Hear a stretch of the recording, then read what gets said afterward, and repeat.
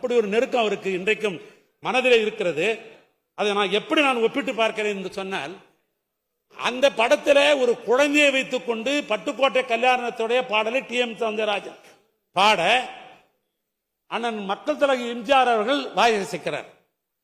இப்ப நான் சுற்றுப்பயணம் போறார் முதலமைச்சர், நான் போகிறார் பார்க்கிறேன். போகிற இடத்தெல்லாம் தாய்மார்கள் என்ன பண்றாங்க, கையில ஒரு குழந்தைய கொடுத்து புத்தம் கொடுக்க சொல்றாங்க, கையில கொடுன்றாங்க, அதர்ஷன்றாங்க. இப்ப நான் என் வீட்டிலே பார்த்தேன், ஒரு அருமையான ஒரு படம் கிடைச்சது, அவர் கையில தூக்குற மாதிரி.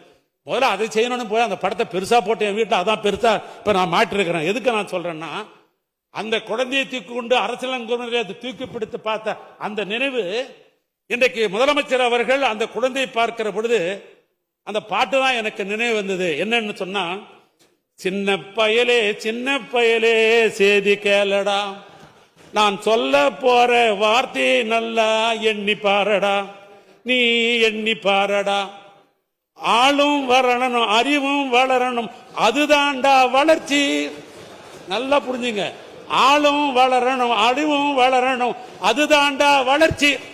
தமிழ்நாட்டு முதலமைச்சர் என்ன சொல்றார், திராவிட மாடல் ஆட்சின்னு சொன்னா எனக்கு 2 கண்கள், ஒன்று ஹெல்த் மக்கள் நல்வாழும், இன்னொன்று கல்வித்துறை, இது 2 தான் என் கண்கள் என்று சொல்லுகிறார். ஆக ஆளு வளரணும்னு சொன்னா ஹெல்த் டிபார்ட்மெண்ட் தான் ஆள் சுகமா வளர முடியும். அறிவு பிறக்கணும்னு சொன்னாக்கா கல்வி சிறப்பா இருந்தாதான் அறிவு பிறக்க முடியும். அதுதான் சொல்றாரு, ஆளும் வளரணும் அறிவும் வளரணும் அதுதான்டா வளர்ச்சி, உன்னை ஆசையோடு ஈன்றவர்க்கு அதுவே நீ தரும் மகிழ்ச்சி, நாளும் ஒரு பாடல் கூறணும் காலம் தரும் பயிற்சி, உன்னை உன் நரம்போடுதான் பின்னி வரணும் தன்மான உணர்ச்சி, உன் நரம்போடுதான் பின்னி வளரணும் தன்மான உணர்ச்சி.